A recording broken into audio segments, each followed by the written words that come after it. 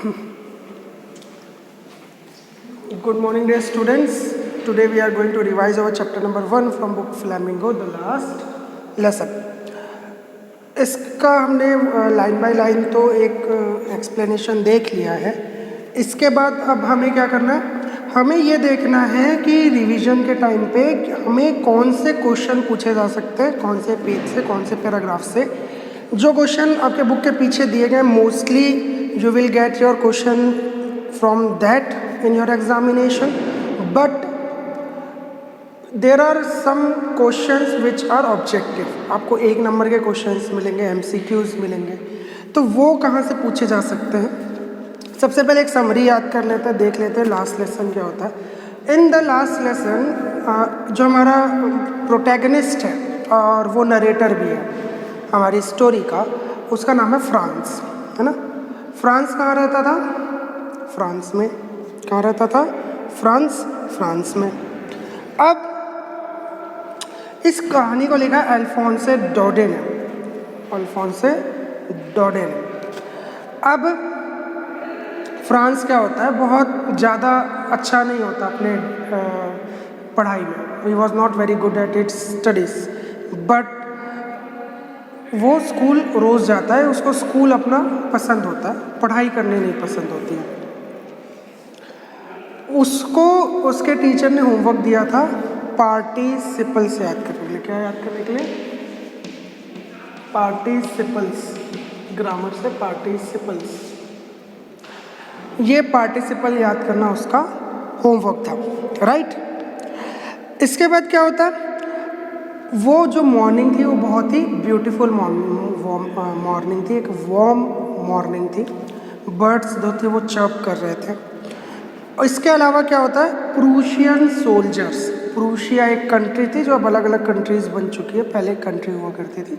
वो ड्रिल कर रहे थे. ड्रिल का यहाँ पर मतलब आपको पूछा जाएगा, प्रूशियन सोल्जर्स और ड्रिलिंग. यहाँ पर ड्रिल का क्या मतलब है, यहाँ पर है प्रैक्टिसिंग या एक्सरसाइजिंग. दोनों में से कुछ भी आपको पूछा जा सकता है, ठीक है. इसके बाद क्या होता है, फिर वो स्कूल की तरफ निकलता है. बुलेटिन बोर्ड दिखता है उसको क्या दिखता है, एक बुलेटिन बोर्ड. बुलेटिन बोर्ड मतलब एक नोटिस बोर्ड दिखता है. अब नोटिस बोर्ड देख के उसके मन में क्या ख्याल आता है? उसके मन में ख्याल आता है कि अब क्या हो गया, अब क्या बुरा हो गया, क्योंकि नोटिस बोर्ड में हमेशा कोई ना कोई बुरी चीज़ ही आकर नोटिस बोर्ड में लगती थी, कोई ना कोई ऐसी खबर जो नेगेटिव होती थी.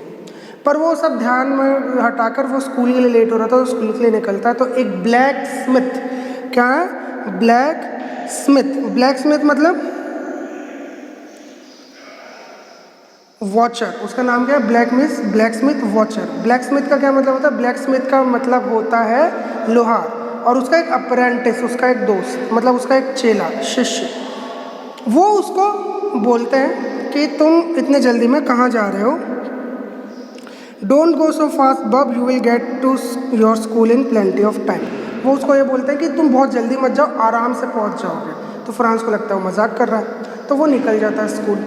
अब जब वो स्कूल पहुंचता है तो यूजुअली वहाँ बहुत ही ज़्यादा हसल बसल होती है ना, बहुत ज़्यादा बसल होती है. उसके अलावा वहाँ पर बहुत सी सारी आवाज़ें होती हैं, बच्चे खेल रहे होते हैं, टीचर पढ़ा रहे होते हैं, लेसन को बच्चे रिपीट कर रहे होते हैं यूनिसन में. यूनिसन मतलब एक साथ, टुगेदर. यूनिसन में एक्सप्लेन कर रहे होते हैं. लेकिन आज एकदम ऐसे क्वाइट था, तो उसको ऐसा लगा संडे वाला दिन है, क्योंकि संडे को बच्चे नहीं आते स्कूल, तो बहुत ही क्वाइट वो प्लेस लग रहा था. अब उसको ऐसा लग रहा था कि अब स्कूल शुरू हो चुका है, लेट हो गया हूँ. तो वो जनरली क्या हुआ करता था, जब लेट जाता था तो ऐसे कंडीशन में चुपचाप क्लास में घुस जाता था और किसी को पता नहीं चलता था. लेकिन वो जब आज जाता है तो वो उसी हसल बसल के बीच में से क्लास में घुसने की कोशिश करता था और घुस जाता था. लेकिन आज बहुत शांति, तो बहुत डरा हुआ था कि उसके टीचर उसको चिल्लाएंगे. लेकिन जब वो पहुँचता है तो क्लास टीचर बोलते हैं कि हम वेट ही कर रहे थे तुम्हारा, तुम जाओ अपनी सीट पर बैठ जाओ. और वो जाकर बैठता है सीट पर.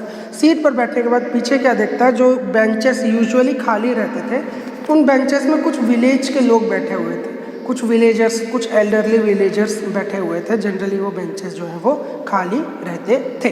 लेकिन अब क्या होता है कि आज कुछ है, कुछ स्पेशल है। क्यों? क्योंकि वहाँ पे विलेजर्स बैठे हुए हैं। और दूसरी चीज़ क्या?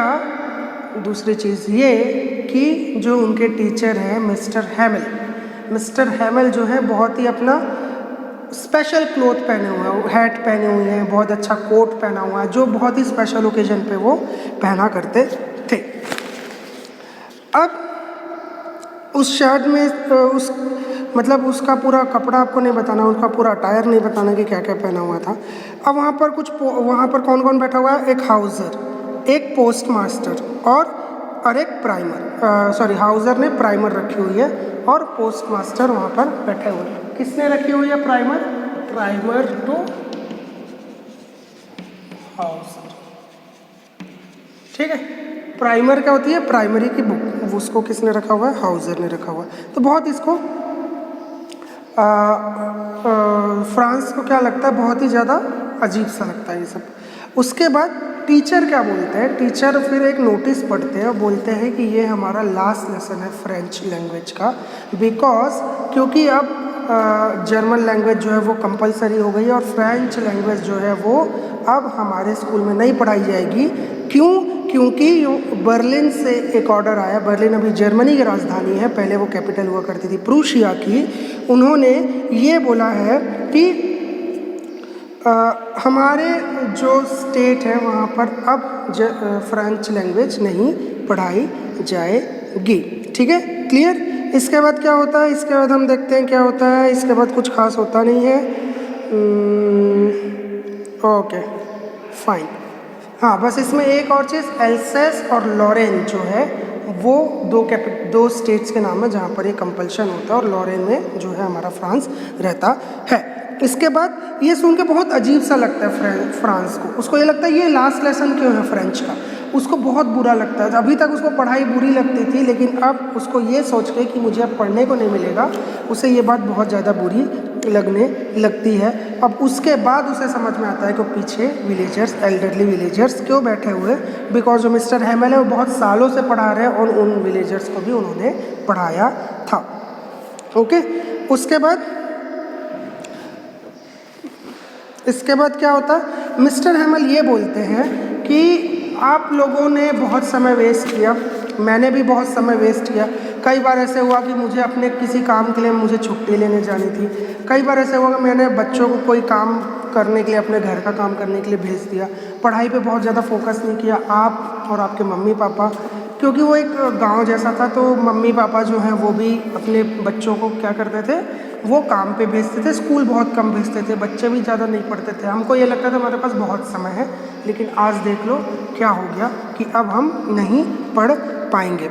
ओके, उसके बाद मिस्टर हैमिल जो है वो क्लास शुरू करते हैं, पढ़ाते हैं, और फ्रांस जिसको अभी तक कुछ समझ नहीं आता था उसे अब सब समझ में आने लगता है। और क्या होता है, आखिर में क्लास ख़त्म होने का जो समय होता है उसके थोड़ा देर पहले क्या होता है कि उनके ऊपर, क्योंकि जो मिस्टर हैमिल है उनकी फैमिली वहीं रहती थी स्कूल में ऊपर, तो बच्चों की आवाज़ आती है, पैकिंग की आवाज़ आती है। अब मिस्टर हैमिल को निकलना होता है, और यहाँ पर बहुत इंपॉर्टेंट चीज़ होती है कि सोल्जर्स के पैरों की आवाज़ आती है बाहर, प्रूशियन सोल्जर्स की। ये क्या डिनोट कर रहा है? ये पावर डिनोट कर रहा है कि उन प्रूशियन सोल्जर्स के कारण, यानी कि पावर ऑफ आर्मी के कारण आज मेरी लैंग्वेज जो है वो मैं नहीं पढ़ पाऊँगा। ठीक है, क्लियर यहाँ पर? I hope it is clear. तो कुछ और इसके बाद लास्ट में एक वीवा ला फ्रांस, लॉन्ग लिव फ्रांस, ये 3-4 जो मैंने पॉइंट्स आपको बताए हैं यहाँ पे लिखे हैं, उसमें से 1 मार्क्स के क्वेश्चन आएंगे। अदरवाइज स्टोरी आपको मालूम है, बहुत सिंपल सी स्टोरी है। नाम वगैरह याद रखने, जगह के नाम याद रखने, कैपिटल का नाम याद रखना है, ये वीवे ला फ्रांस याद रखना है। इसके अलावा ये याद रखना है कि प्राइमर किसके पास थी, मिस्टर हैमिल ने क्या बोला, एटसेट्रा एटसेट्रा एटसेट्रा। जो मैंने पिन पॉइंट किया है, आपके 1 मार्क क्वेश्चन कंप्लीट हो जाएंगे। मुझे लगता है पीछे के जो क्वेश्चन है, बुक एक्सरसाइज जो है वो आपको बहुत ही आसान पड़ेगी। मैंने आपको नोट्स दिया हुआ है, क्वेश्चन सिंपल और एकदम स्टोरी से ही बेस्ड होता है। तो अगर आपने स्टोरी पढ़ ली तो आपको सब आ जाएगा। I hope you understood. Thank you for listening to me. Have a very nice